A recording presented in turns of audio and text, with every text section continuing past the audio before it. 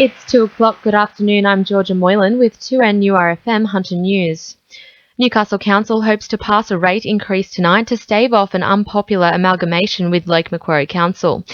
Residents have met with the Greens today to discuss the issues. Greens MP David Shoebridge says the large geographical area would hinder the local democratic process. People in the south of Lake Macquarie won't be getting a fair say when decisions are being made in the centre of Newcastle. The likely outcome, of course, is that with that kind of large bureaucracy, with that kind of large council, we'll lose local democracy. More decisions will be centralised and most likely more decisions will be made in Macquarie Street. The federal government has reinstated funding to a family counselling and domestic violence support service at Port Stephens. The government initially rejected a grant application from the Port Stephens Family Support Service. However, after lobbying from local MP Bob Baldwin, the funding has been found. Bob Baldwin says the $316,000 in funding will ensure the service continues for another 2 years. The Minister, after much lobbying, did a gap service analysis and identified that Port Stephens had such a gap, and that's why their funding was part of a subsequent round of $40 million. They've achieved funding and support. I'm happy to have lobbied for them. This is a great outcome, in particular for the people in my community who rely on these services. Fair Work Ombudsman has uncovered more than $472,000 owed in back pay to former Newcastle Airport employees.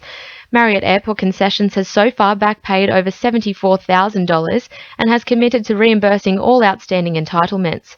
Director of Regional Services Robert Price says employees didn't receive the casual loading they were entitled to. We were made aware of it when a request for assistance was lodged with the Fair Work Ombudsman by an employee of the sports bar. They were being paid a flat hourly rate, and we discovered that they weren't necessarily being paid the casual loadings and other penalty rates that they were entitled to under the relevant awards.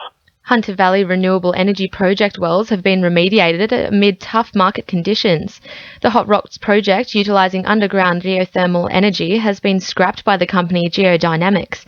The company has spent more than a decade on the project, with predictions the operation could contain a resource equivalent to 2 billion barrels of oil. The future of Wallsend's after-hours medical clinic is uncertain, with the Hunter New England Health's agreement to provide nursing and administration free of charge set to expire. The clinic has been in operation for 22 years, and during the time, a number of competing after-hours services have sprung up around the Hunter. District Hospitals and Community Networks Director Susan Heyman says the service's closure is up to the practice. Whilst we welcome them to stay within the building, and in order to support them to do that, we're happy to continue the current arrangement where they have use of the facility rent-free for a further 2-year period. However, we're not in a position to continue to provide the nursing and administrative support free of charge. The effectiveness of coal mining in the Hunter Valley has been questioned, with lobbyists demanding government decisions be overhauled in the wake of a Four Corners report. Long-term industries of farmland and water in the Hunter Valley are being impacted by coal mining, and with concerns the risks of coal are outweighing its benefit and value. Georgina Woods from the Lock the Gate Alliance says government decisions about coal mines need to change. We're calling into question the future of coal and its viability as a commodity, then that really calls for a dramatic rethink by the government. And in finance, the All Ords is up 13 points at 55.54, and $1 Australian is buying 77.62 US cents. Sport for our sponsor, NewcastleCheapestCars.com.au. Knights Chief Executive Matt Gidley has backed local talent as the best future for Newcastle Club. Faced with the loss of skipper Kurt Gidley and enforcer Bo Scott at the end of the season, the Knights are putting their faith in homegrown talent to ensure the club's success into the future. Gidley has also indicated room in the salary cap for next year is slim, and recruiting high-profile players from other teams won't be possible. Newcastle Knight Bo Scott says the New South Wales Blues are ready to take home a win in State of Origin Game 2 at Melbourne tomorrow night. The Blues have utilised the same training tactics in camp the last week that they used before their slim 1-point loss to Queensland in Game 1.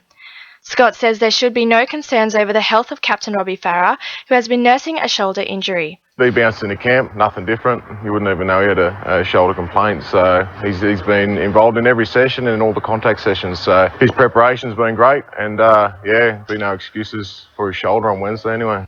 And in touch football, the Hunter Secondary boys team will be hoping their winning streak continues as their New South Wales Combined High School Championships kick off in Coffs Harbour today. That's sport. I'm Christine Sheridan. 2NURFM news time is 2:05.